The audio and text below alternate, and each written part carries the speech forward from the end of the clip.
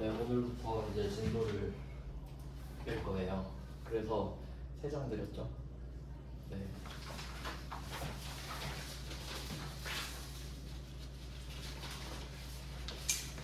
저번 시간에 현금 과부족 하고 회계 전반 설명드리느라 좀 시간이 오래 걸렸는데 이제 초벌이 다 됐으니까 문제를 쭉쭉 풀어가시면 돼요. 그러면 현금 과부족 네, 저번 시간에 설명드렸었는데 이제 좀 정리를 하면서 보겠습니다. 아, 그리고 그 세무 2급반은 어떤 분이 교재가 있으면 좋겠다 해서 교재를 했는데 회계 1급도 할까요? 정해놓긴 할게요. 필요 없으면 안 사도 돼요. 세무 2급 해커스인데 1급도 하면 해커스 뜰 것 같아요. 그래서 뭐 혼자 공부하시다가 모르는 거 있으면 질문하시면 되고 그렇습니다. 그 해커스 인강도 공짜던데 갈아타셔도 되고. 현금 과부족 정리를 한번 해볼게요. 그러니까 주제를 배우는 거였는데 좀 복습을 좀 하고 하죠. 우리가 그 재무상태표부터 배운다고 했어요. 그러니까 빠르게 복습 한번 할게요. 일단 그 재무제표부터 시작을 해요. 재무제표는 FS입니다. 이게 그 파이넌스 스테이트먼트에서 재무 상태를 다 보여주는 여러 가지 표예요. 그래서 이 중에 제일 중요한 거 2개가 재무상태표, 재무상태표는 BS, 그리고 손익계산서. 원래는 포괄 손익계산서인데 우리 회계 기준에서는 일반 기업 회계 기준에서는 이렇게 부릅니다. IS. BS는 밸런스 시트고 손익계산서는 인컴 스테이트먼트 뭐 이 정도 돼요. 그리고 더 있는데 일단 우리 정신건강 때문에 2개만 배우고 있죠. 더 있어요. 그냥 뭐 참고로 말씀만 드리면 자본 변동표랑 현금 흐름표, 주석 이런 거 있는데 그냥 있구나 정도 그냥 보시면 돼요. 그래서 이거 2개에서 우리가 여기서 주로 배웁니다. 자산, 부채, 자본을 하나씩 배우는 거예요. 그래서 이걸 또 쪼개서 봤을 때 자산은 유동자산 있었죠. 비유동자산 있었고 이거 유동, 비유동 구분하는 거 기억하시나요? 그 기준이 보고 기간 종료일이었지만 결론은 12월 31일, 올해 12월 31일부터 1년을 추가해서 결국 내년까지죠. 내년까지 현금화가 되면 유동자산, 아니면 비유동자산. 이제 유동자산에서는 2개가 있었어요. 당좌 자산이랑 재고자산입니다. 얘네들은 이제 그룹핑이 돼 있는데 그룹마다 그 목적이 있다 그랬죠. 재고자산은 판매 목적입니다. 근데 판매가 아닌데 내년까지 현금화가 되거나 그냥 이미 현금화가 돼 있는 것들이 당좌자산. 그래서 이거를 먼저 배운다고 했어요. 범위가 좀 넓다 그랬죠. 그래서 뭐 비유동자산은 투자자산, 유형자산, 무형자산, 기타 비유동자산 이렇게 가는데 일단 우리가 지금 당좌자산 배우니까 이렇게 간단하게 한번 설명드렸고 이제 당좌자산을 하고 있다는 걸 계속 기억하셔야 돼요. 말씀은 계속 드릴 건데 그러면 당좌자산 중에 맨 처음에 배우는 게 현금이라고 말씀을 드렸고 그래서 현금이랑 관련된 걸 배우다 보니까 현금 과부족을 먼저 알려드리는 겁니다. 그래서 수표도 저번에 말씀드렸었잖아요. 근데 좀 자연스럽게 섞여 있어서 딱 구분해서 알려드리기가 어려워요. 최대한 좀 끊어서 말씀드리는데 그래서 현금 과부족의 특징을 좀 생각해 보면 현금이 과하다 부족하다죠. 그러니까 결론은 장부상 현금이랑 실제 현금이 안 맞다는 겁니다.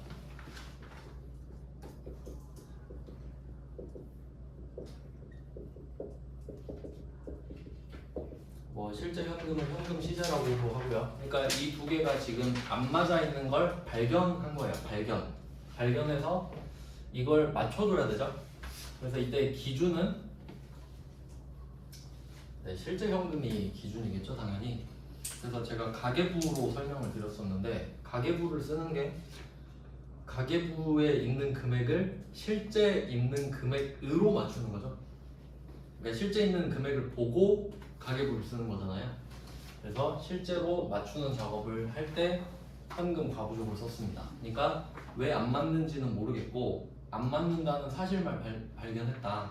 그래서 일단은 이렇게 킵 해놓겠다 라는 거고, 그래서 얘는 기한이 정해져 있죠. 언제까지 쓸 거냐 했을 때 12월 31일까지만 관리 차원에서 쓰도록 되어 있어요. 그러니까 이 현금 과부족이 있다는 소리는 왜 안 맞는지 모르는 금액이 있다라는 소리인 거죠. 근데 이거를 12월 31일까지 찾아내면 좋겠죠. 그럼 이게 두 가지로 또 나눠지거든요. 그러니까 이게 12월 31일까지 원인을 밝혀냈다, 또는 원인을 밝혀내지 못했다. 이 두 개밖에 없을 거예요. 그러면 원인을 밝히면 그 원인에 해당하는 계정 과목으로 바꿔주면 됩니다. 해당 계정 과목입니다. 뭐가 될지는 모르겠죠? 그 차례들을 보긴 할 거예요. 그래서 해당 계정 과목을 바꿔주면 된다. 근데 원인을 모르는 경우가 일단 시험에서 많이 나옵니다. 실제로 그런 경우가 더 많고, 그럼 얘는 뭐 예를 들어 오늘 2024년 10월 26일에 돈이 안 맞아요. 적든지 많든지는 상관없어요. 안 맞아서 현금 과부족을 찍어놨어요. 근데 원인을 찾은 거야 다음날. 그러면 없애주면 되죠. 근데 12월 31일까지 원인을 못 찾은 겁니다. 그래서 저번에 풀었던 문제가 그런 문제인 거죠. 못 찾았다. 그럼 어쩔래? 그러면 돈이 많으면 그냥 뭐 주운 거고, 부족하면 잃어버리는 걸로 하자. 그래서 답이 정해져 있었죠. 잡이익 또는 잡손실, 이렇게 정해놓은 겁니다.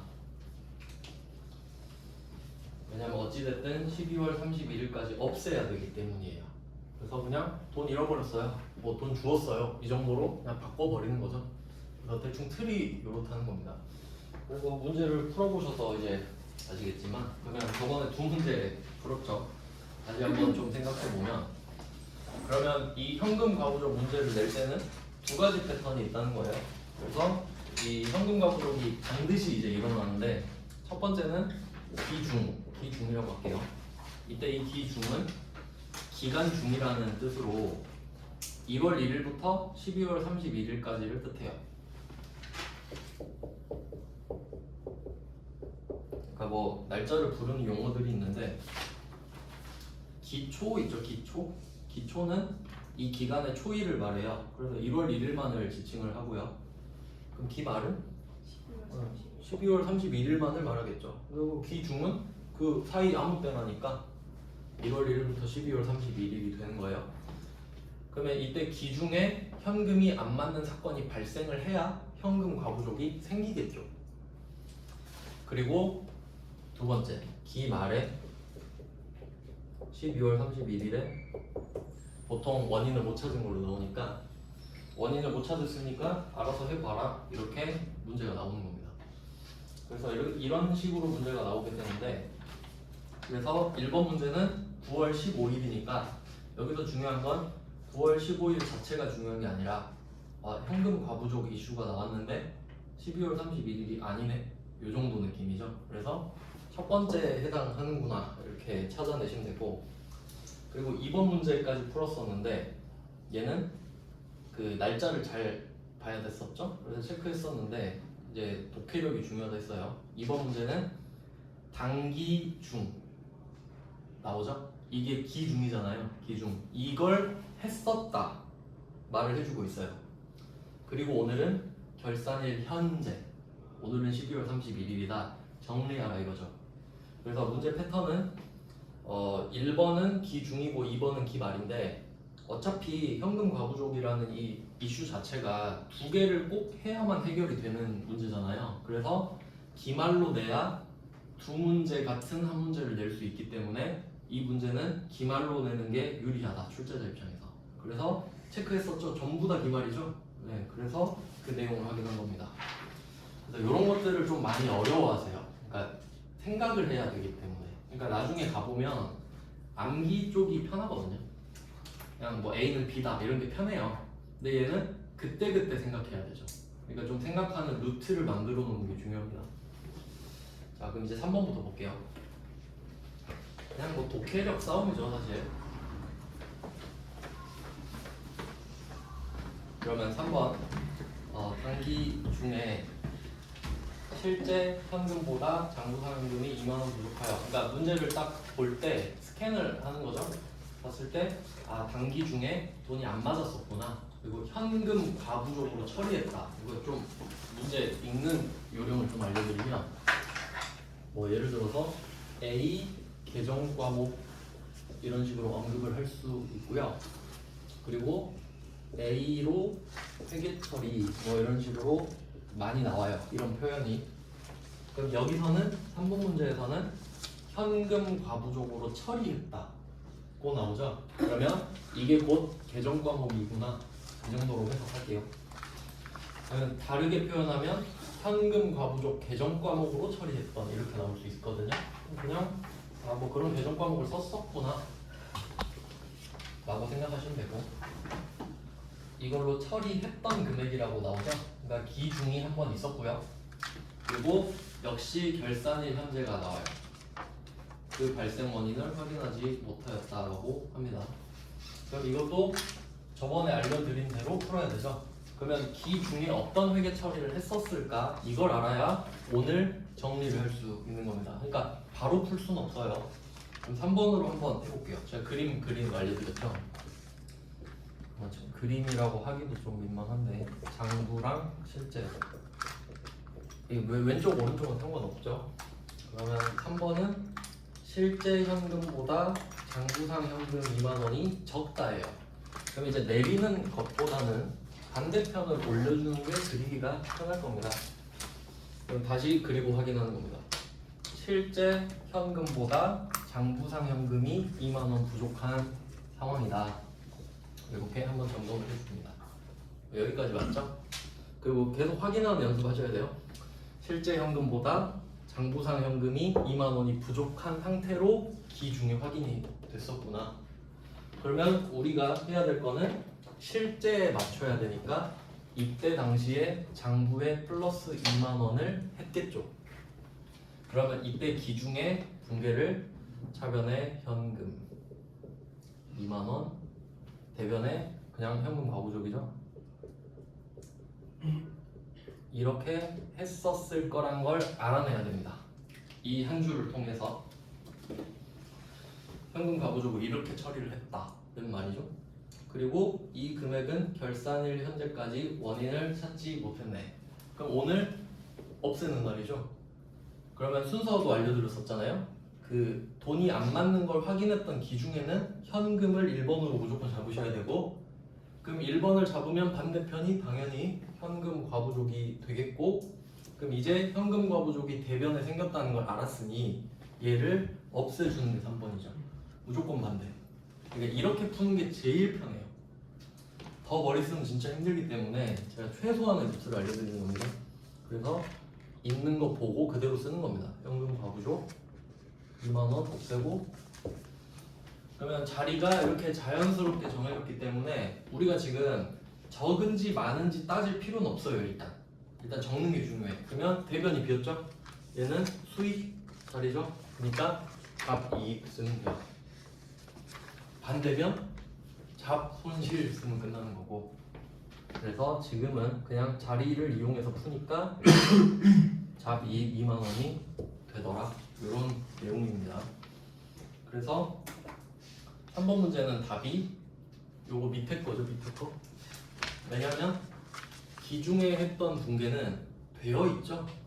누군지 모르겠는데 해놨죠.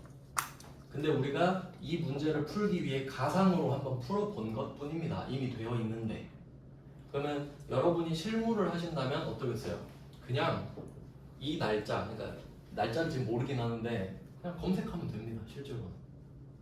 그러니까 어떻게 하냐면, 아직은 안 배우셨지만 그 계정별 원장이라는 게 있어요. 이거는 좀 어디 적어두시면 좀 좋아요. 계속 언급을 할 거거든요.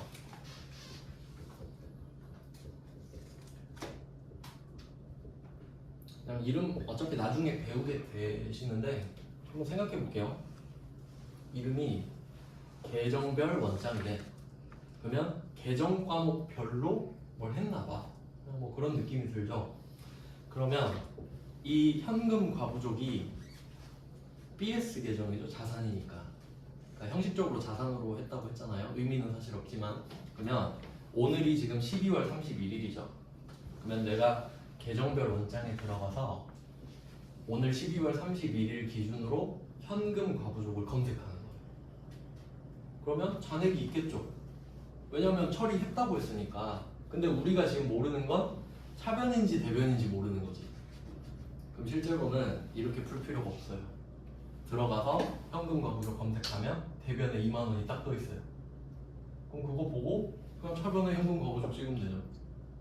그리고 오른쪽 비었으니까 자비익 찍고. 실무에서는 그렇게 해요. 근데 우리가 그 자료 없이 그냥 푼다고 하면 이렇게 풀어야 한다라고 말씀을 드리는 거지. 근데 나중에 저는 이제 이렇게 안 풀죠. 그냥 계정별 원장 가서 검색하고 이렇게 바로 푼다 이거예요. 네, 그래서 그 방법을 쓰는 게 4번 문제입니다. 그러니까 제가 그 지금 기출 문제만 뽑아서 만들었거든요. 사실 그 솔직히 성에 안 차서 제가 문제를 만들고 싶긴 한데 여러분 입장에는 신빙성이 없을 것 같아서 그래서 기출 문제를 모아서 만들었는데 그 참고하시면 돼요. 그러니까 뭐 세무 2급이라서 이건 2급이니까 안 나와 이럴 필요 없어요. 그러니까 그냥 뭐 별 차이 없네 이걸 느끼시라고 제가 다 써놓은 거니까. 그럼 뭐 4번 문제 한번 보시면 회계 1급이죠. 기말 결산일 현재 나왔고요. 현금 과부족 계정 언급했죠. 근데 이걸 원인을 발견하지 못해요. 이 문제 끝입니다. 실제로 풀 수 있나요? 지금 이 한 줄만 보고 그럼 어떻게 풀어란 소리지? 계정별 원천 가란 소리예요. 실제로 문제가 이 의도예요. 그러면 여기 가서 12월 31일 적고 현금 과부족을 조회를 해. 그러니까 답 저도 몰라요 지금. 지금 저도 알 수가 없죠. 왜냐면 이 기출문제 들어가서 봐야 아는 거예요. 아시겠죠? 그러니까 얘는 어떻게 적어요? 계정별 원장에서 조회 후 적절히 회계 처리 이렇게 써야죠. 어쩌면 금액도 모르고 자리도 모르죠? 그러니까 계정별 원장을 제가 언급해 드린 겁니다. 그래서 이거를 알고 있으면 되게 편해요. 계정별 원장.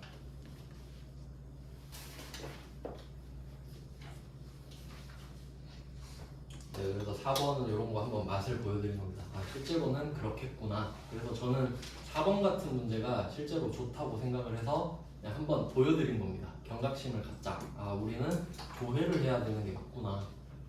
그냥 우리 자격증만 따고 끝이 아니죠. 써먹으려고 배우니까 실제는 그렇겠구나 생각하시면 돼요. 더 편하죠. 네, 그래서 4번이 실제 여러분이 실무에서 할 문제다 이렇게 보시면 되겠고, 그 다음에 5번. 5번은 출제자가 참 착해요. 보면 기말 현재죠. 현금 과부족 계정 딱 말해줬죠. 대변 잔액 5만 원으로 원인으로 찾았대. 답 알려줬죠.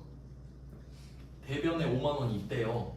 그럼 차변에 5만 원 현금 과부족 적고 원인 모르니까 대변에 자비익 써라 이 말이죠. 그럼 이거 아는 사람은 웃으면서 그냥 30초 컷. 뭐야 출제자가 되게 착하네 하고 넘어가겠죠. 모르는 사람은 이거 그리고 있을 거예요. 맞죠? 시간 낭비죠. 그러니까 그걸 파악하는 게 진짜 아는 거죠. 봤을 때 5번은 그림을 그릴 필요가 없구나. 왜냐면 현금 과부족은 금액과 차변 대변인지만 알면 끝나는 거거든요. 그래서 이제는 아실 거예요. 지금 우리가 좀 뒤에 있거든요. 자료 갖고 아무 데나 앉으세요. 어디 앉을지 몰라서 놔뒀어요. 그럼 지금 1번부터 5번까지 봤잖아요. 그럼 여기서 제일 어려운 문제가 뭐냐 하면 2번, 3번이죠. 맞죠? 2번, 3번은 문제를 실제로 2번 풀어야 되죠. 그런 걸 느끼라 이거죠. 그래서 제가 문제를 종류별로 싹 넣어놨잖아요. 그 다음에 6번 한번 볼까요? 6번에 기중에 현금 시세가 부족해서 현금 과부족으로 계상했다라는 거는 회계 처리해서 장부에 올렸다 이 말이에요. 계상, 그러니까 똑같아요. 뭐 계정 과목, 회계 처리, 계상 같은 말. 그냥 뭐 계정 과목 썼겠구나 하고 차변 금액 2만 원 답 나왔죠? 그러면 현금 과부족이 차변에 2만 원이 있대 지금. 어떻게 해요? 퇴근으로 보내고 원인을 모르죠? 차변에 와 얘는 진짜 착하죠. 영업의 비용으로 처리. 혹시 모를까봐 잡손실까지 말해줬어요. 그러니까 5번이랑 6번이랑 똑같은 문제란 걸 아시면 돼요. 느낌이 좀 그렇죠. 그러니까 2번, 3번 똑같고 5번, 6번 똑같고 그래서 그냥 이런 식으로 문제를 나열해 놓다 보니 이제 관성으로 쭉쭉 푸실 수 있다는 겁니다. 네, 뭐 이렇게 잡손실 2만 원 이렇게 되는 거예요? 네 맞아요. 그러니까 지금 현금 과부족이 차변에 있는 상태니까 얘를 없애야 되죠. 대변에 현금 과부족 2만 원, 차변에 잡손실 이렇게 끝내라는 소리예요. 쓰기 귀찮아가지고.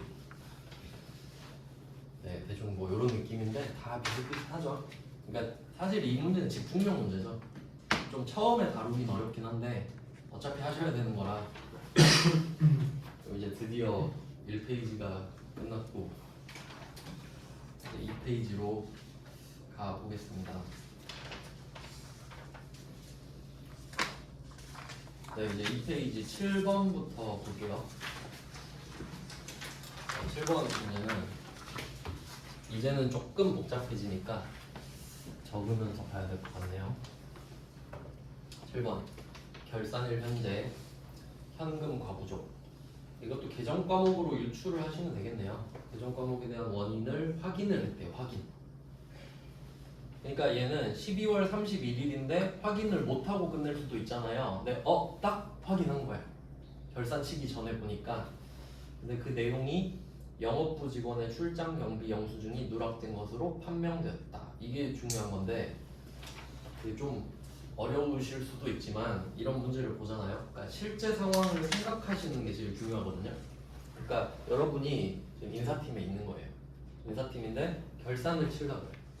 근데 돈이 왜 안 맞지 하다 보니까 찾다 보니까 이 뭐 키보드 밑에서 영수증이 나온 거예요. 이 두 장이 지금 발견된 거예요. 그럼 이제 이 생각하겠지. 돈 안 맞는 게 이거 안 해서 그렇구나. 이런 느낌인 거야. 근데 우리는 이 영수증을 그때 못 찾았었기 때문에 현금 과부족으로 했었겠지.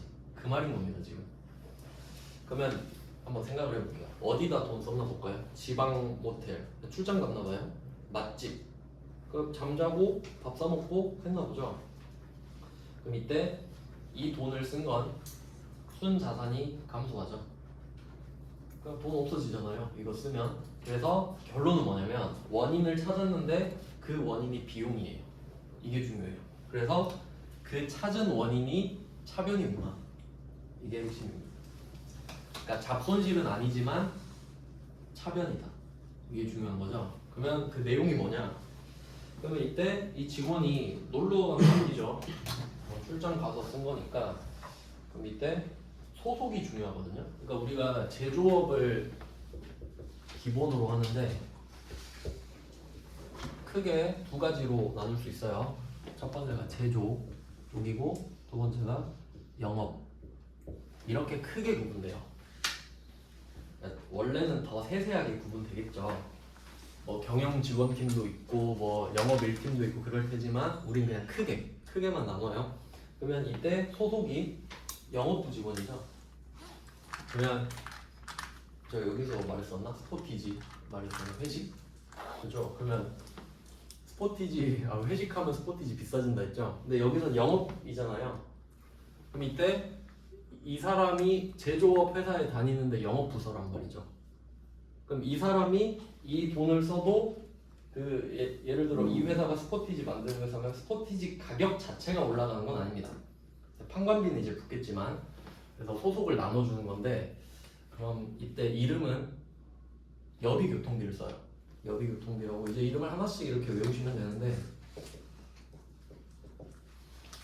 이게 이름은 우리가 종이에 쓰는 게 아니기 때문에 어느 정도로 외우시면 되냐면 검색을 할 수 있을 정도로. 그러니까 뭐 교통비 이 정도로 외우셔도 돼요. 왜냐면 교통비 검색하면 여비 교통비가 나올 거잖아요.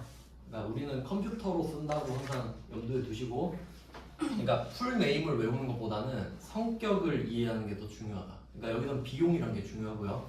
근데 그러니까 원래 뜻은 멀리 가면 여행비, 가까이 가면 교통비, 그 출장비예요. 그럼 이때 영업도니까 우리가 제조 쪽에서 돈을 쓰면 500번을 쓰고요. 그 다음에 영업 쪽은 800번 쓰거든요. 이게 무슨 말이냐면 그 컴퓨터에 계정 과목이 막 등록돼 있어요.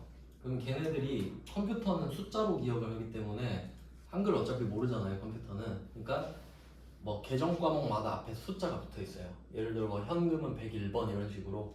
그러면 번호가 하나씩 매칭이 돼 있을 거잖아요. 그러면 여비교통비가 500 몇 번인 여비교통비가 있고 800 몇 번인 여비교통비가 있는 거예요. 근데 지금 제조 부서에서 출장 간 거 아니죠? 그러니까 800이라고 써 있는 거를 골라서 적어주시면 돼요. 그러니까 교통비 검색하면 여비교통비 막 400, 500, 600, 700, 800 이렇게 나오거든요. 그럼 우리는 500, 800만 쓴다는 걸 알아야 되고 그 중에 영업이니까 800이구나. 그래서 이런 식으로 여러분이 종이에 쓰실 때 이렇게 기록해요. 나중에 귀찮으면 그냥 8만 쓰세요. 굳이 800 쓸 필요도 없죠. 5 아니면 8이니까. 그래서 이 정도 8 여비교통비 이렇게 쓰셔야 된다고. 왜냐면 여러분이 이 종이에 쓴 걸 가지고 보고 입력하셔야 돼요. 근데 여기에다가 5, 8 안 써놓잖아요? 그럼 문제 또 읽어야 되지, 입력할 때. 그러니까 한 큐에 보고 입력할 수 있도록 어떻게 세팅할까를 생각하는 게 이제 능력이 되는 거예요. 그래서 800번 여비교통비, 얘는 선별 비용이죠. 네, 그러면 금액이 총 얼마인지 계산하실 수 있죠? 14만원, 9만원 이렇게 되잖아요. 그러면 23만원. 판관비라는 뜻이죠. 네, 맞아요. 판관비, 판매 관리비. 그러니까 영업에서 쓴 건 판매 관리비고 제조에서 쓴 건 제조 비용, 뭐 이렇게 제조 원가 해서.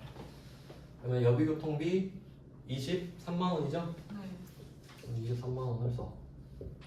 자, 그러면 이게 잡손실이랑 똑같은 개념인 거예요.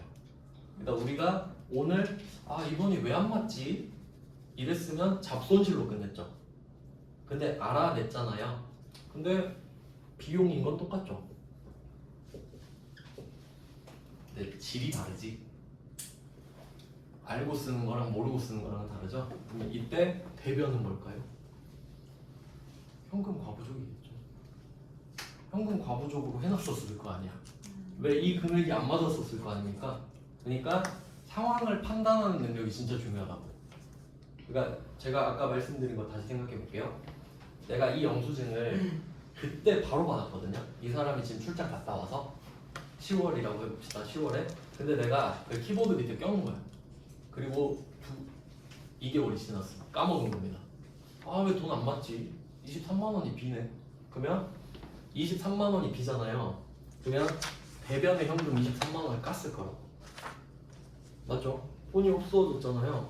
그리고 이유를 모르니까 차변의 현금 과부족 써놨었겠지. 그럼 오늘 찾았죠? 없애야겠네? 차변에 있었으니까 어디로? 대변. 근데 그걸 지금 하고 있을 필요가 없다는 거죠. 왜? 알려주잖아요. 원인을 찾은 이유가 비용이잖아요.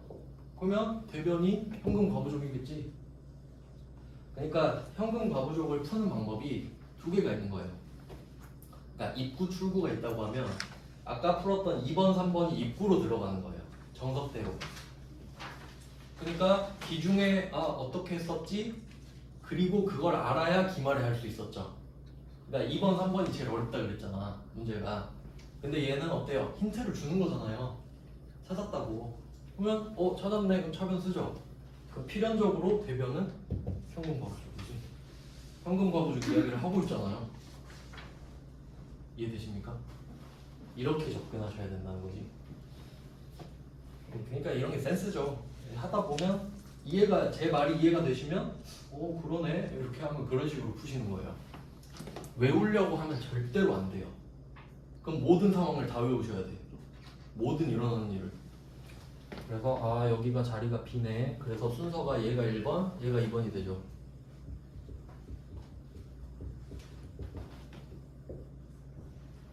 이렇게 해서 현금 과부족을 제거해주면 된다. 그럼 이 붕괴를 치면서 기분이 좋겠죠. 해결했다.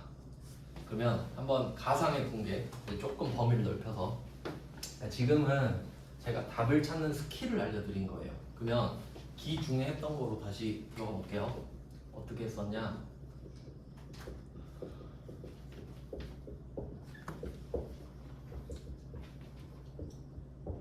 기 중에 이 회계 처리를 했었고 결과만 지금 우리가 찾아낸 거죠.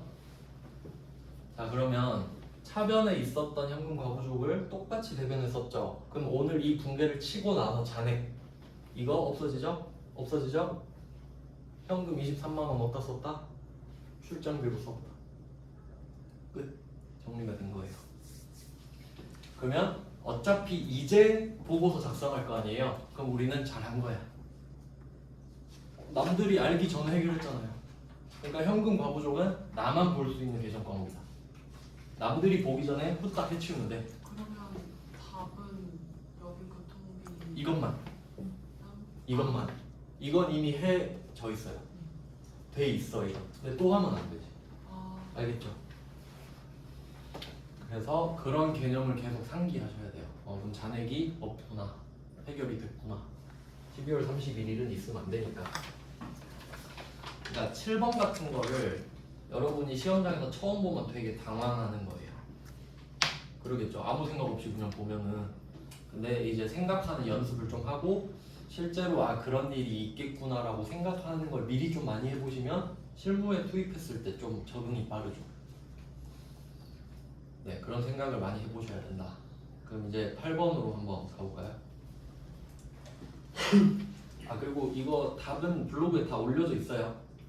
그리고 참고로 그 블로그를 제가 이거 표에다가 이렇게 딱 맞게 해놨는데 가끔씩 보면 붕괴가 2개인 거 있거든요. 그러면 노란 색깔로 색칠된 것만 답이에요. 그러니까 이런 것처럼 흰색은 이해하시라고 써놨고 답은 노란색 이렇게 해놨다. 그러니까 2개가 답이 아니라 밑에가 답인데 위에 거는 이것 때문에 답이 됐다. 이렇게 보시면 돼요.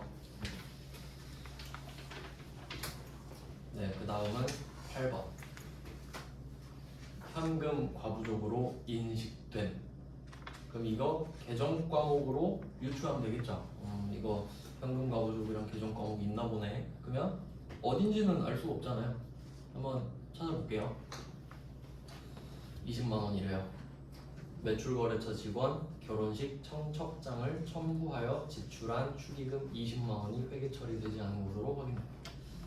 이것도 7번 문제처럼 실제 상황을 좀 생각하지 못하면 문제 풀기 어렵습니다. 한번 이거 축의금이죠? 이거 진짜 중요합니다. 자세히 설명해 드릴 테니까 이해를 완벽하게 해봅시다.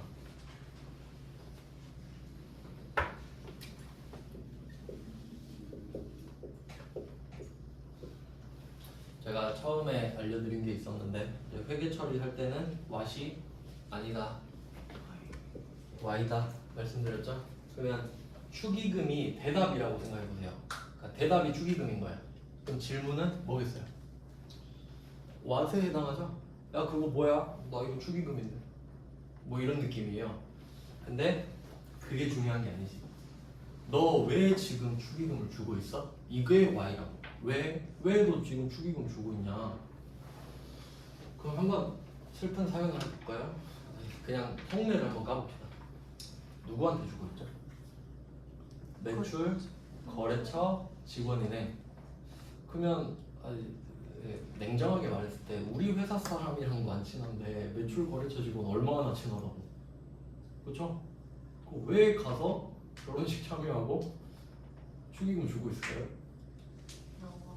그죠, 영업이지. 잘 보이려고. 저 온 거 알죠? 결혼식장에 저번에 갔었잖아요. 이거 하려고. 접대비죠. 접대비요. Y는 접대비. 꼭 술 사주고 그런 것만 접대 아니죠? 우리 안 친한데 그냥 20만 원 갖다 박는 거 아닙니까? 회사 돈을. 왜 줬냐고. 접대 목적이다. 근데 이제 고급 용어로 바뀌었죠. 기업 업무 추진비로. 이 돈 안 쓰면 기업 업무 추진이 안 됩니다. 이런 느낌이에요. 그러니까 이해되시나요? 그러면 축의금을 4개로 쪼개볼까요? 첫 번째 우리 회사 직원한테 줘보자. 그러니까 지금 회사 돈으로 주는 거죠? 그럼 회사 돈으로 직원 결혼해서 축의금 줄 수 있죠? 그럼 이거 적대인가요? 이거는 복지. 그래서 복리후생비가 돼요. 그럼 이제 느낌 와요? 우리 회사 직원한테 주면 복지다.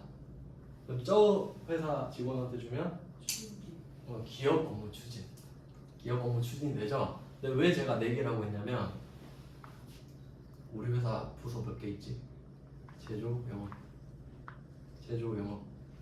그럼 내가 직원한테 축의금 줬어요. 제조 쪽 직원일 수 있잖아. 그러니까 생산직 직원.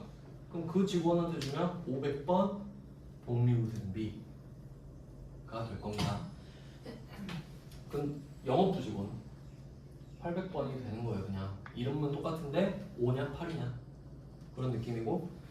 그러면 이제 저 거래처로 가요. 거래처로 갔을 때 이제 이때는 이걸 잘 봐야 됩니다. 지금 매출 거래처죠.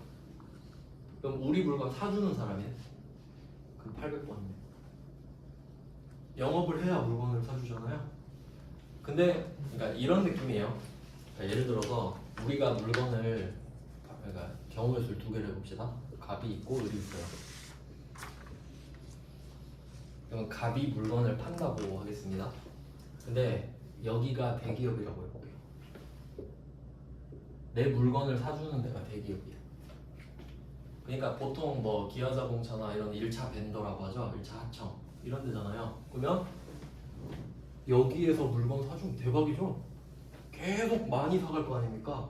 그럼 이쪽이 접대 대상이 되죠. 맞죠? 근데 반대로 이럴 수도 있잖아요.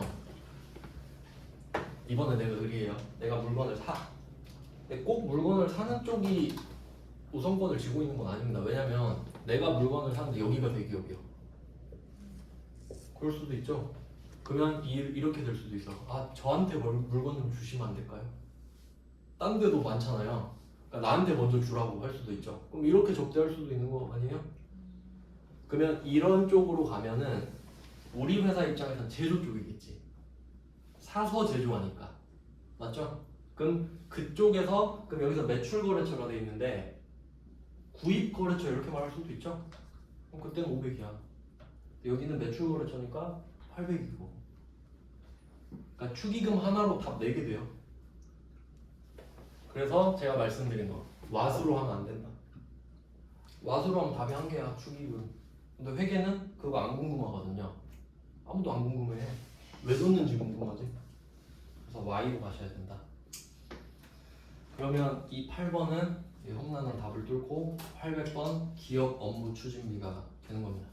이유 매출 거래처니까. 매출 거래처. 어쨌든 뭐 찾았군요. 그리고 요거는 좀 실무 관련해서 문제를 내신 것 같은데 이게 축의금이 회사 돈이 나간 거잖아요. 근데 그 회사 돈을 주긴 주는 건데 결혼식장 가가지고 저 그 축의금 20만 원 드릴 테니까 세금 계산서 좀 이런 거 안 되죠.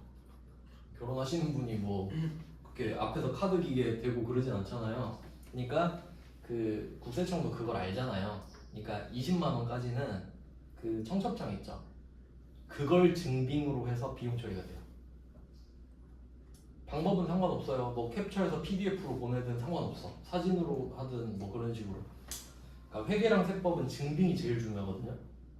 뭐 그냥 그런 식으로 어떻게든 증명하면 돼요. 어떻게든. 근데 거래를 할 때는 세금 계산서가 가장 깔끔한 증빙이니까 그걸 주로 하는 것뿐이지.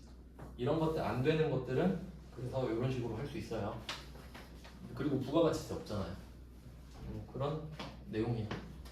그럼 답을 찾아보면은 차변에 기업 업무 추진비 800. 여기서는 800을 누락하면 안 되죠.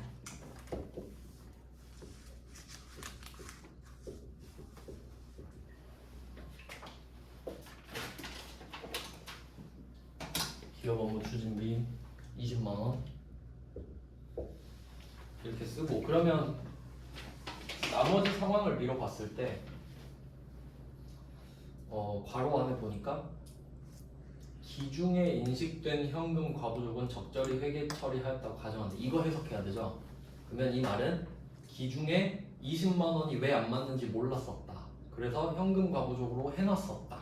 그건 잘 해놨어 이 말이에요. 그러면 우린 지금 다 알고 있죠. 대변밖에 자리가 없잖아요. 그럼 대변에 현금 과부족. 그러니까 얘는 출구로 들어가는 문제지. 그래서 현금 과부족은 출구로 들어가는 문제가 쉽습니다. 그렇죠? 2번, 3번 문제가 제일 어려우니까. 그래서 얘는 현금 과부족 이렇게 처리하면 됩니다. 자, 실제 상황을 이해하면 아무것도 아닌데 그냥 막 문제를 푼다라고 생각하면 어려워요. 그냥 실제 상황을 다 말씀드리는 거예요. 그래도 비용.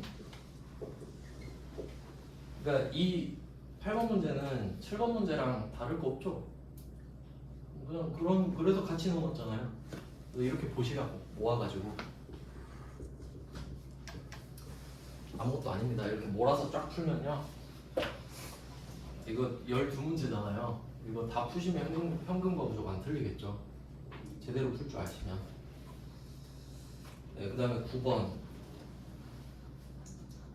일부러 막 이런 거 넣은 겁니다. 그러니까 물론 이렇게까지 어렵게 되냐 할 수도 있는데 근데 뭐 저는 모르니까 철저히 대비하면 좋잖아요. 자, 9번 문제 보시면 현금 시제가 부족하여 현금과 부족으로 처리했던 13만 원. 일단 이건 쭉 보는 거예요. 왜냐면 혹시 출구로 들어가는 문제일 수도 있잖아요. 그러니까 혹시 답이 쉽지 않을까 봤는데 자, 찾은 거 있죠. 내용 볼게요. 자, 영업부, 매출, 거래처, 대표이사의 자녀 결혼 축의금 또 나왔네. 이거 내면 많이 틀리거든요. 이거 답 바로 나왔죠. 800번 기업 업무 추진비. 이유 매출 거래처니까 바로 확인됐습니다. 저는 귀찮으니까 숫자만 바꿀게요. 네, 9번에 일단 10만원 확인됐어요. 10만원 확인했습니다. 똑같이 800번입니다. 500번일 수도 있다 그랬죠? 자, 그 다음에 밑에 원재료 매입 시 운반비 지급액 누락분 이렇게 돼 있는데 사실 요거는 좀 디테일이 있어요. 지금 여러분이 부가가치세를 안 배우셔서 제가 자세히 설명은 안 하는데 그 축의금은 부가가치세가 안 붙죠. 상식적으로 생각하시면. 근데 두 번째 칸에 원재료라고 써 있잖아요. 원재료는 살 때 부가가치세가 붙습니다. 그러니까 이 3만 원은 부가가치세가 붙어 있어요. 근데 아무 말 없지 않느냐? 그럼 여러분 편의점 갔을 때 만약에 1,000원짜리 라면을 하나 사요. 그 안에 부가가치세 있어요? 없어요? 있죠? 모르는 것 뿐이죠. 그럼 이것도 말을 해야 하나? 아니야. 있는 거예요 그냥. 아냐 모르냐인 거지. 그러니까 정확히 말하면 제가 암산이 안 되는데 아마 이럴 것 같아. 27,000 아마 이럴 거예요 금액이. 그래서 뭐 2,700 한계가 하여튼 대충 이런 느낌이에요. 그러니까 이게 부가가치세가 포함돼서 3만 원이거든요. 근데 이제 우리가 배우진 않았지만 사업자는 부가가치세 낸 걸 돌려받을 수 있어요. 근데 여기 간이영수증 표시하셔야 돼. 간이영수증을 받으면 부가가치세를 못 돌려받거든요. 근데 지금 깊게 설명 못 드리는데 하여튼 세팅이 잘 된 문제예요. 그러니까 결론은 뭐냐면 부가가치세가 들어있는데 그럼 사업자는 원래 받을 수 있는데 간이영수증 때문에 못 받게 된 구조예요. 그러니까 결론은 부가가치세를 신경 안 써도 되는 문제인 거지. 결론은. 그러니까 이거 보고 저 엄청 감탄했어요. 와, 세팅이 장난 아니다. 지금 그냥 모르는 데는 치고 그냥 뭐지 한번 볼게요. 원재료 매입 시 운반비 지급액 누락분. 와, 이거 진짜 잘 돼 있는 게 원재료를 산 게 아니라 원재료 운반비죠. 그러면 우리가 원재료 운반비를 안 내면 원재료 못 사거든요. 그러니까 이거는 제가 나중에 좀 자세히 설명을 나중에 해야 되나? 그냥 대충 좀 간단하게 설명드릴게요. 만약에 내가 바지를 10만 원짜리 산다고 할게요. 10만 원짜리 서울에서. 그럼 서울 가서 내가 바지를 갖고 오면 돈이 많이 드니까 택배로 거래하면 되겠죠. 그래서 상대방이 택배비 5,000원을 달래. 그럼 우리 5,000원 더 내야 되죠? 근데 바지가 왔는데 나한테 너무 길어요. 나 딱 맞게 입고 싶은데 수선을 해서 5,000원 또 썼다고 할게요. 자, 이걸 입고 이제 게시를 했어요. 친구 만나러 갔어요. 친구가 야 너 바지 이쁘다 얼마짜리야? 했을 때 뭐라고 할 거냐? 여러분 뭐라 해요? 난 11만 원짜리라 해. 10만 원짜리를 그러니까 회계에서 뭐냐면 내가 이 물건을 살 때 있잖아요. 기준이 뭐냐면 내가 원하는 상태가 돼야 돼. 원하는 상태. 그럼 이거 10만 원이라고 말하려면 바지가 저 서울에 있잖아요. 그 상태가 10만 원이에요. 그럼 내가 바지를 입으려고 사지 뭐 기념하려고 사는 거 아니잖아요. 그러면 와야 되니까 5,000원 썼죠? 딱 맞아야 되니까 5,000원 더 썼지. 그럼 내가 원하는 상태가 될 때까지 얼마 썼죠? 11만 원. 그럼 대충 그런 느낌이야. 알겠죠? 내가 원재료 사는데 운반비 안 내면 어쩔 거야? 그럼 원재료가 나한테 없는데? 그러니까 이 원재료 운반비도 원재료가 돼. 알겠나요? 그래서 이걸 한마디로 뭐라 그러냐면 뒤에서 자세히 하는데 제가 이 말을 자주 쓸게요. 취득 부대 비용이라는 말을 계속 쓸 거예요. 취득 부대 비용. 그러니까 뭐 어려운 말은 아니고 그냥 내가 뭔가를 취득하는데 부가적으로 들어가는 비용이다 이 말이에요. 그래서 방금 말씀드린 택배비랑 수선비 이런 거 생각하시면 돼요. 반드시 들어갈 테니까. 그리고 이제 취득은 이 취득이란 말도 되게 많이 나와요 회계에서. 나름 좀 고급 용어인데 이거 두 개로 나눠집니다. 취득은 두 개가 있어요. 첫 번째가 매입 있고 두 번째가 제조 이렇게 있어요. 이 정도는 좀 알고 계셨으면 좋겠어요. 여기까지만 설명하고 좀 쉴게요. 한번 생각해 보세요. 왜 매입이라고 안 하는가? 취득은 좀 범위가 넓죠. 얻었다 이런 느낌이잖아요. 왜냐면 두 개니까 그래요 실제로. 그러니까 여러분이 내가 물건을 만들어 파는 회사일 수도 있잖아요. 그럼 이 물건을 어떻게 얻죠? 사올 순 없지. 물론 원재료를 사긴 삽니다. 근데 그걸 재료를 만들어서 파는 제품으로 만들죠. 그러니까 제조. 이거 취득 맞죠? 현대자동차가 현대자동차를 제조해서 취득하잖아요. 그리고 뭐 물건을 떼다가 파는 하이마트 같은 곳은 사서 팔죠. 그럼 매입도 취득의 방식이 될 수 있죠. 그러니까 포괄적으로 이렇게 돼 있어요. 일단 이렇게 보고 좀 쉬다가 3시부터 다시 보겠습니다.